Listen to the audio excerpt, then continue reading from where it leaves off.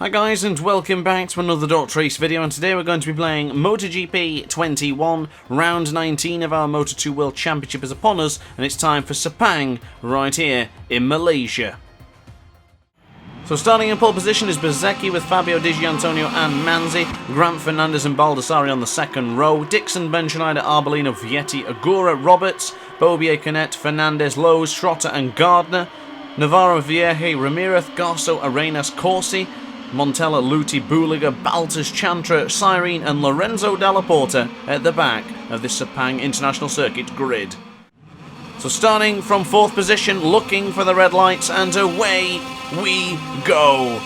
Brilliant start there. We're into power standing 3 with the hard front and the hard rear. Marco Bezzecchi into the lead right now from starting in pole position. He's got the whole shot and he's positioning himself ahead of Fabio Di Giannantonio. Augusto Fernandez is trying to dive up the inside. We go for the wider line going into turn 1. Fernandez picks us up just briefly as we're now trying to battle it out with the best riders in Moto 2.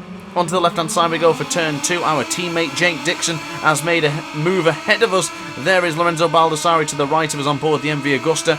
We had a bit of a clash in qualifying, but it's okay right now. We'll be trying to go into turn 4 and trying to get past Jake Dixon. We touch his rear tyre then. We've ran it a little bit wide. Dixon not really caring for the fact that we've got a championship to contend with as Bo Benschneider makes contact with the Petronas SRT Calyx. Now you would have noticed that Remy Gardner qualified in 18th place.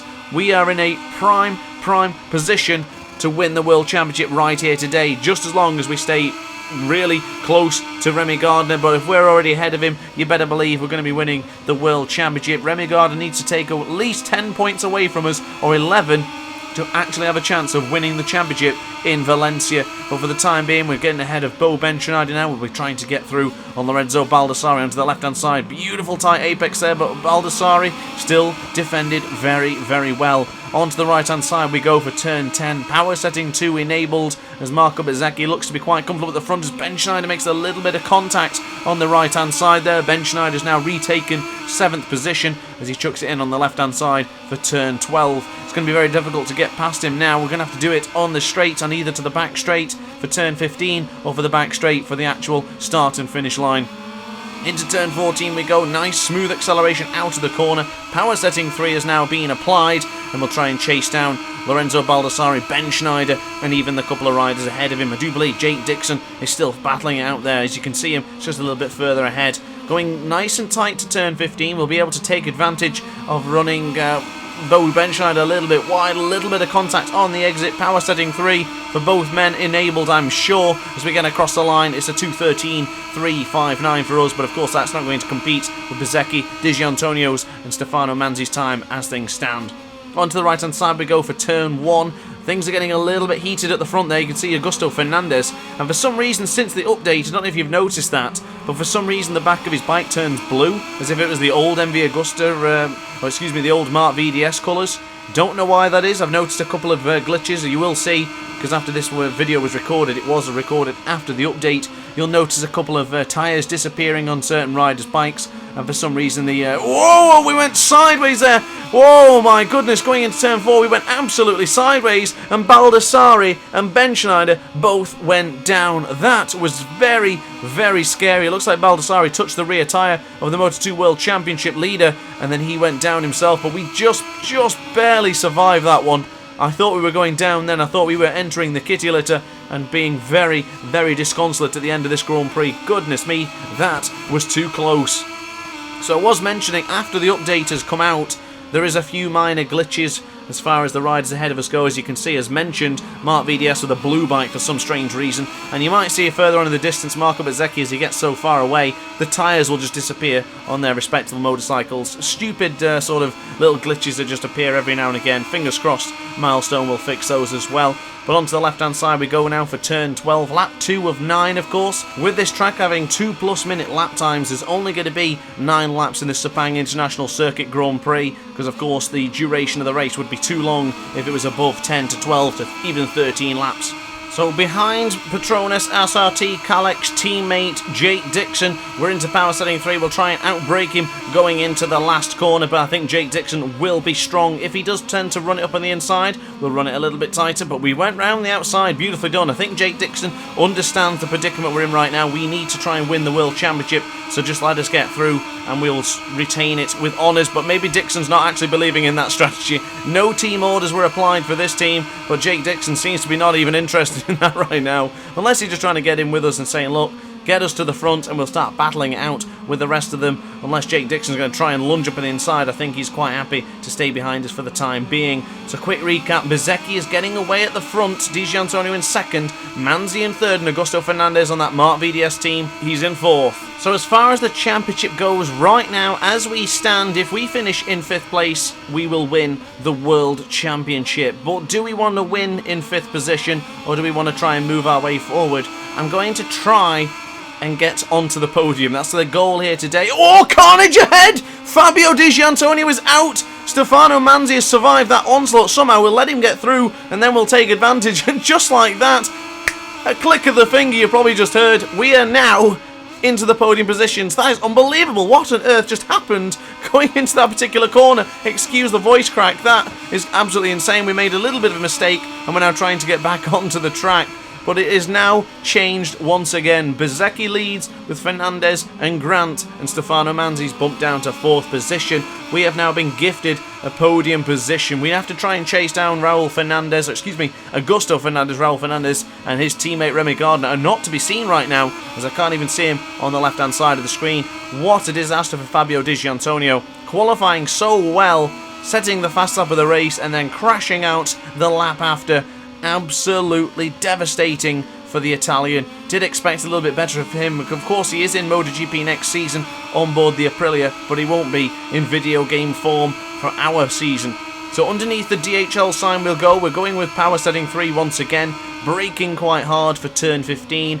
Beautifully done. Can we get that nice tight apex once again and get into the rear of Augusto Fernandez? That blue bike is really, really weird. I have no idea why they've done that. I've never seen that happen before in a MotoGP game, so there's not much I can do about it, but fingers crossed Milestone will fix that. But back to the action, we do set the fast lap of the race with a 2:06.197 as we brake quite calmly and gently into turn 1. Onto the right hand side we go, roughly about 40 miles per hour. We'll then chuck it onto the left hand side, still utilising first gear with 40 miles per hour.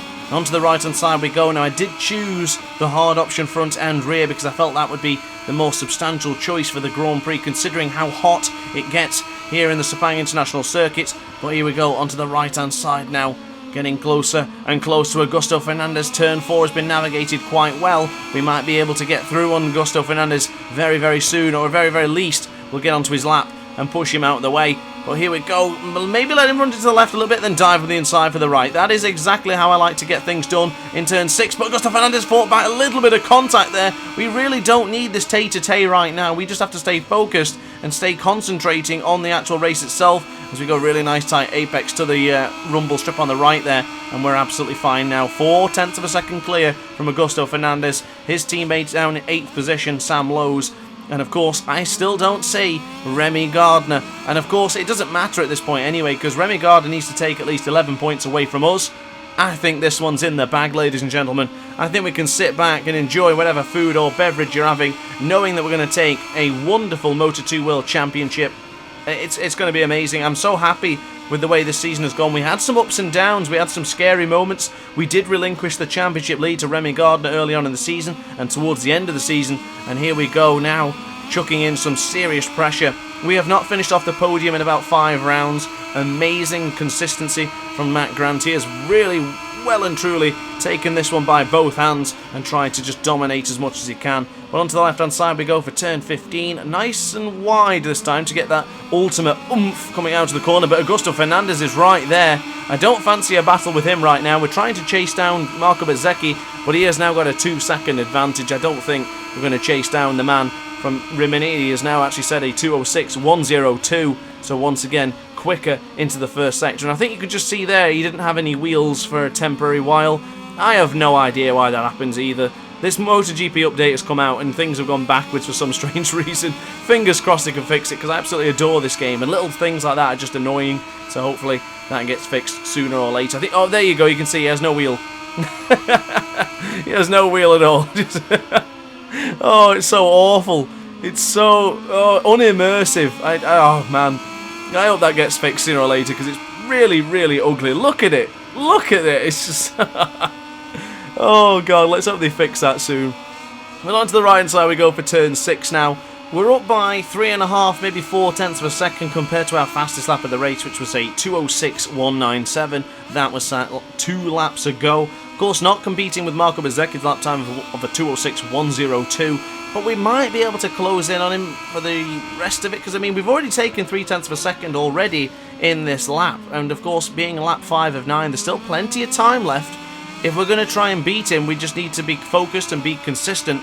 There is a crasher behind, but unfortunately I can't see who that was. There's no indication on who it was. But unfortunately we ran it a little bit wide going into turn 11 there, and we did lose around 2 to 3 tenths of a second. So all that gap that we took away from Marco Bezzecchi has disappeared in an instant after making that one minor mistake.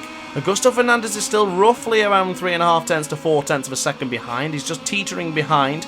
He's actually dropped now to 2 tenths of a second, but on the exit, as we put on power setting 3, I'm sure we'll get that gap or lead back up to 4 tenths of a second. So I just made an absolute butchery of those particular words. But breaking in to turn 15 on the left-hand side, we will go, following that racing line, but we ran it wide again.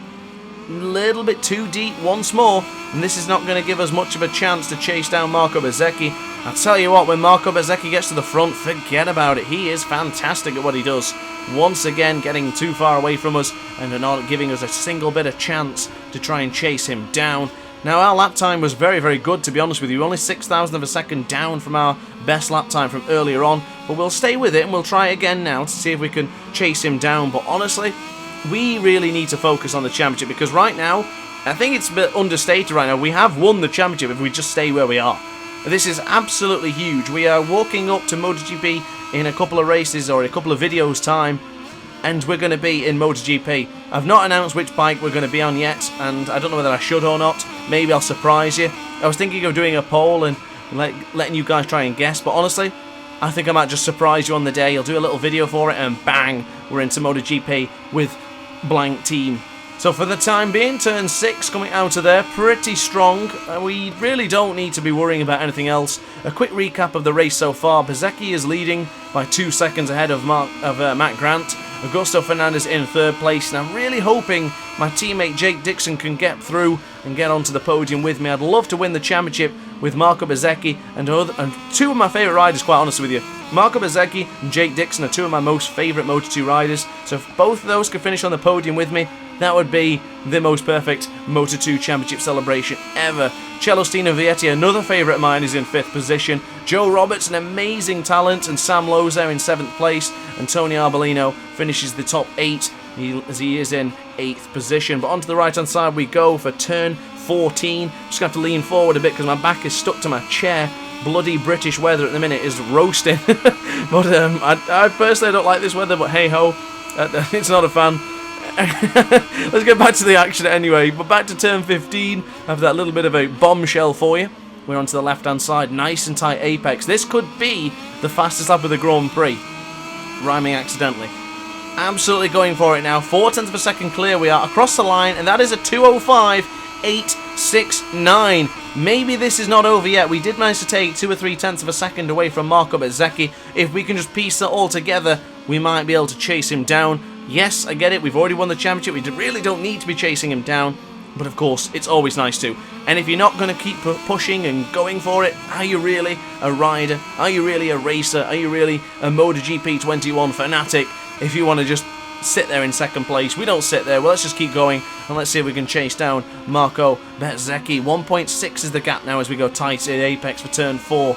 We'll be getting underneath the Tissot sign. It's still roughly about 1.6 to 1.7 seconds. Marco Bezzecchi is riding a rapid pace right now. It's very difficult for me to chase him down. He seems to have all of the answers, and no questions are being asked from us. It's all about him, and he seems to be answering completely responsibly and on fire. He is just killing it right now. 1.3 is the gap, just briefly though. maybe I'm speaking too soon. I don't know. This is going to be super close now. It's all about this next couple of sectors. If we can close in as much as it looks like we are physically closing in, it's 1.2 now, ladies and gentlemen, 1.3. It's hovering roughly around there. I'm just trying to get the gap within 1 second. We'll go tight to the apex once again for turn 11. A little bit of a mistake there has cost us around a tenth and a bit. Is that the moment that is going to just say, I tell you what, enough's enough? I really don't want to give it up, though. I really want to win the championship with the victory as well. Of course, many Grand Prix riders in history have won in this wonderful circuit and won the World Championship. But actually winning the World Championship in here is more than enough. Rossi's won here, Pecco Bagnaya's won here, Marquez has won here, Lorenzo won his championship here. So many great names have won championships here in this magnificent circuit, and we are going to etch our name in the history book as well here today. We might not be following up with a victory in the race, but I'm quite happy as long as we take that Moto2 World Championship. But across the line we go. We did improve once again. It's a 2:05.704. Gap is around 1.4 seconds, 1.5 seconds. To the right-hand side we go for turn 1, the penultimate lap time. We need to take around 0.6 of a second to chase Marco Bezzecchi down. I don't think we're going to be able to do that. It's Marco Bezzecchi, ladies and gentlemen. It's not just some random scrub off the road. This is Marco Bezzecchi. This is going to be super difficult to chase him down. We have the fuel remaining, so power setting 3 I'm going to use as much as I can, and then drop it down to 2 if required. But onto the right-hand side we go for this wonderful section of track. I really love the entry for turn 4. I'm a big fan of that particular corner. But we're going to the left-hand side now. This is where we lose a lot of time to Marco Bezzecchi. We lose roughly around a tenth to maybe 0.3 of a second, depending on how well I navigate it. And then the rest of the circuit, we manage to close in quite closely to him. But for the time being, full acceleration and a little bit wild there on the rumble strip. Whoa! Maybe that's it. Maybe we should call it quits now. Let's just calm it down a bit. I don't want to blow this now. I mean, even if we crashed, potentially we'd still probably win the championship. But I really don't want to risk anything. I have no idea where Remy Gardner is right now. I can't see him on the left-hand side of the screen. I don't know if he's crashed. And something happened.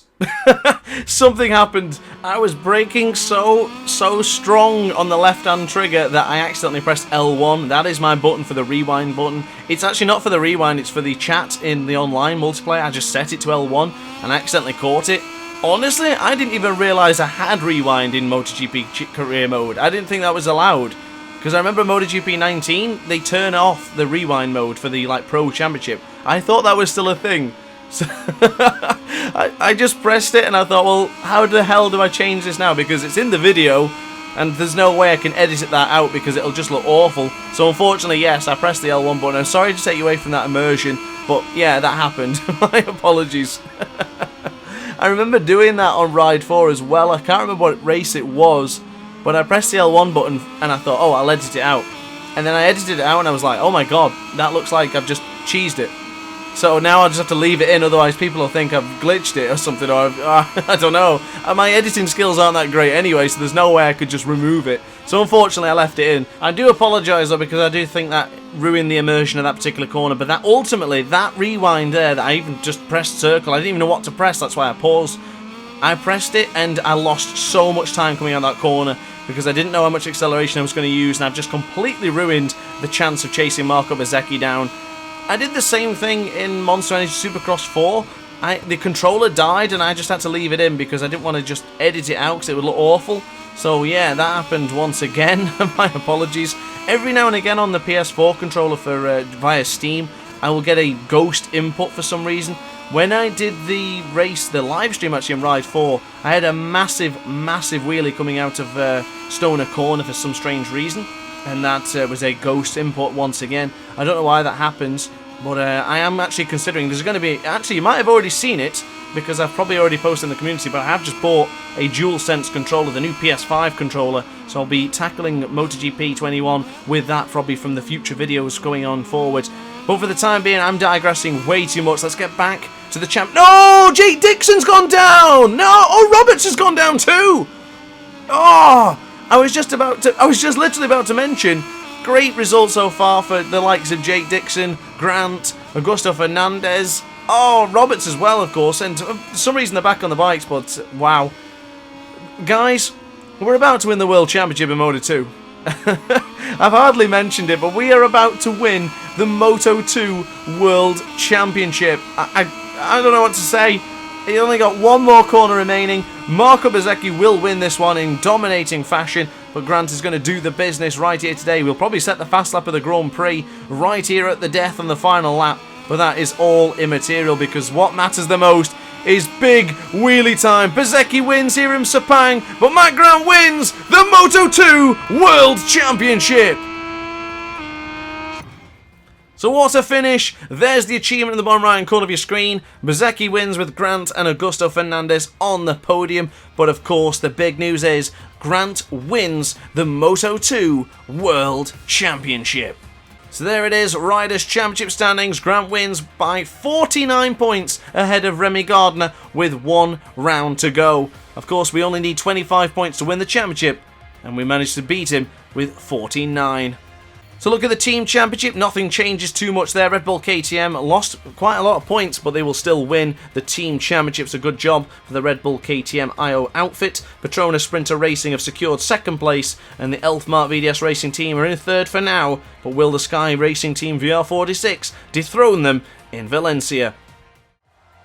So guys, I hope you enjoyed this one. There is your Moto2 World Champion. We will celebrate properly after Valencia Grand Prix, and hopefully we can celebrate with a win in Valencia. But for the time being, that is your Moto2 World Champion. This has been Dot Race. I really hope you enjoyed the video. Like, comment and subscribe if you did, and hit the notification bell to be alerted to every single Dot Race upload. Thanks for watching guys, and ciao for now.